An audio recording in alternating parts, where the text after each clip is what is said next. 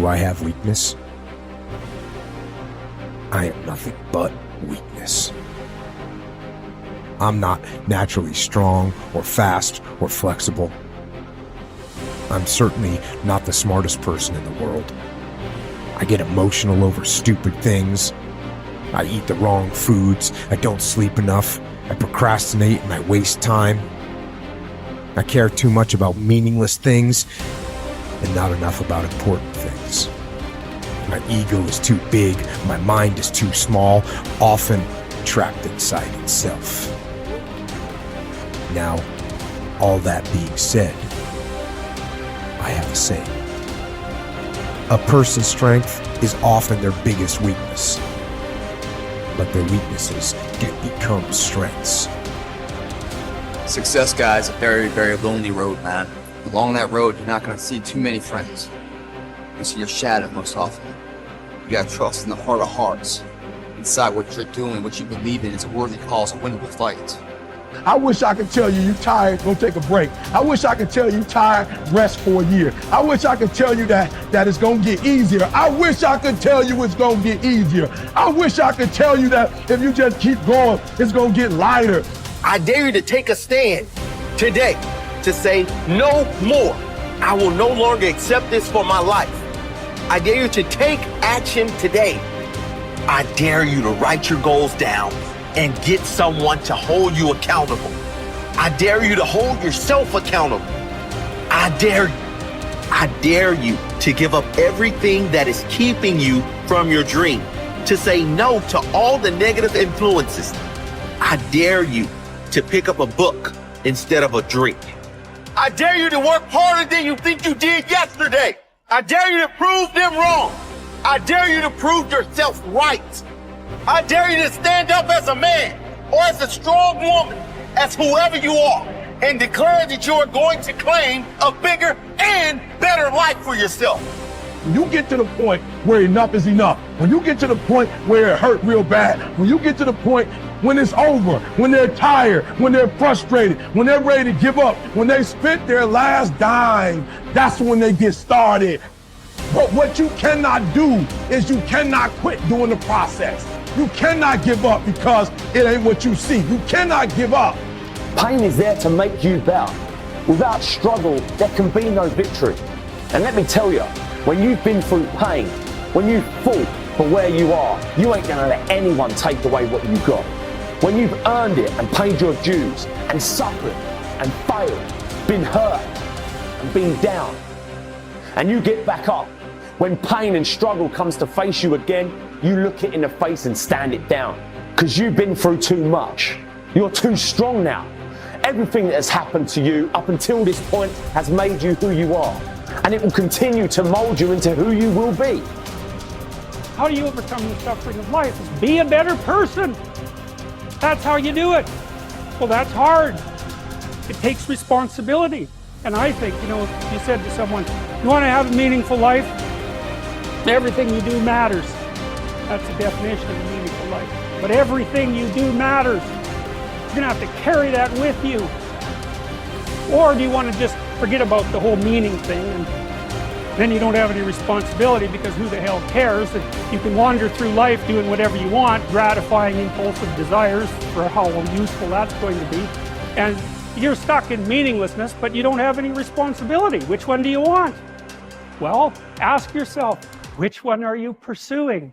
And you'll find very rapidly that it isn't the majority of your soul that's pursuing the whole meaning thing, because, well, look what you have to do that. You have to take on the fact that life is suffering. You have to put yourself together in the face of that. It starts with yourself, man. You gotta start diving into those things that you're afraid of. You don't gain confidence by going to the spot that makes you feel good. It's gonna be a false reality. And the second life gives you that challenge, all you want to do is go back to what made you confidence or what gave you confidence is that happy spot. Now, what gives you confidence, what gave me confidence was spending years at a kitchen table trying to learn how to read and write on my own. Realizing I can't learn the way you learn. I can't, but I can learn. What gives you confidence, not being afraid It's overcoming the fear. I used to stutter severely bad. So right now, I don't know how many people are gonna watch this. You know what gives me confidence? Is knowing I no longer care if I sit here and start stuttering again. That's what gives me confidence, is facing these things, overcoming them. And maybe not overcoming them every day, but facing them. And facing and facing. Pretty soon like this, oh man, this is where it's at. It's not in that comfort zone. It's in the discomfort zone is where my confidence is getting built. That's where it's getting built. But people want they want an easier answer. There has to be an easier way. It's not. I'm sorry. I searched for it my entire life. I did. I lied. I did everything. And I still felt empty. I walk around with a backpack with all my stuff and no car. And I walk around the happiest person in the world. Have nothing. Happy as hell. It's because I found out the whole key to life. It's not in all that. Have to face yourself. So many people live to be 100 years old and they die miserable, having everything, because they never examine. I call it my live autopsy.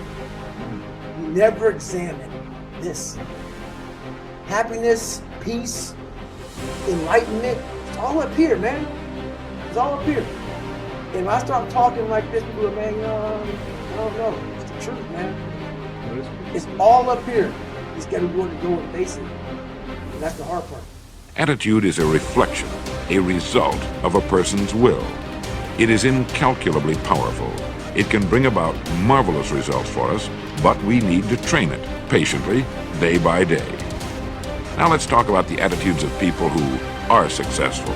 The top 5% of the people who go sailing through life from one success to another and who, even when they fail at something, shrug it off and head right out again. No matter who the person is or what he does, men and women in sales, business executives, people in all the professions, wives and mothers, students, top people in the armed forces, public servants, men and women in the service of religion, working men and women in all fields of endeavor.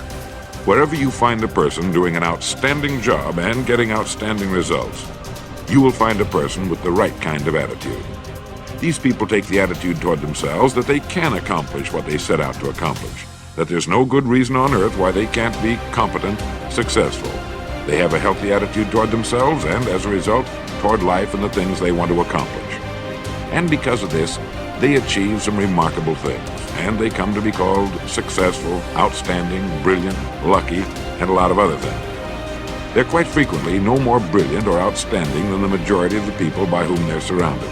But they did develop the right attitude, and they found their accomplishments not too difficult, and many times surprisingly easy, simply because it seems that so few are really trying, really believe in themselves. Successful people come in all shapes and sizes and in widely varying degrees of intelligence, background, and so on. But they all have one thing in common. They expect more good out of life than bad. They expect to succeed more than they fail. If you want something worthwhile, take the attitude that there are a lot more reasons why you can have it than there are that you cannot, and set out to earn it. Go after it, work at it, ask for it, and 9 times out of 10, you'll get it. Our environment is really a mirror of our mental attitude. If we don't like our environment, we have to change our attitude first. Your ability and willingness to discipline yourself to accept personal responsibility for your life are essential to happiness, health, success, achievement, and personal leadership. Accepting responsibility is one of the hardest of all disciplines, but without it, no success is possible. The failure to accept responsibility and the attempt to foist responsibility for things in your life that make you unhappy onto other people, institutions, and situations completely distort cause and effect, undermine your character, weaken your resolve, and diminish your humanity. They lead to making endless excuses. There is a direct relationship between the acceptance of responsibility and the amount of personal control you feel you have over your life. This means that the more you accept responsibility, the greater sense of control you experience. There is also a direct relationship between the amount of control you feel you have and how positive you feel. The more you feel that you have a high sense of control in the important areas of your life, the more positive and happy you are in everything you do. When you accept responsibility, You feel strong, powerful, and purposeful. Accepting responsibility eliminates the negative emotions that rob you of happiness and contentment.